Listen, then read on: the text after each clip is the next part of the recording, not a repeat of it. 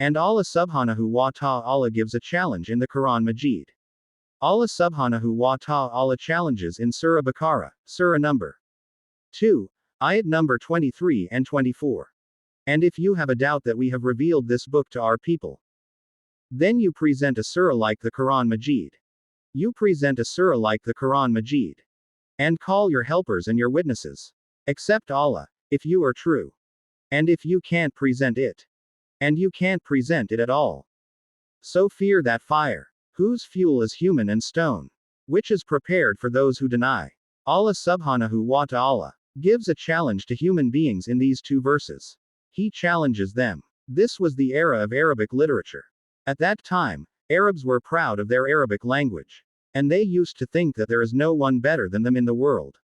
At that time, Allah subhanahu wa ta'ala and challenges all humanity, that if you have a doubt that this book is not from Allah, then you present a surah like the Quran Majid.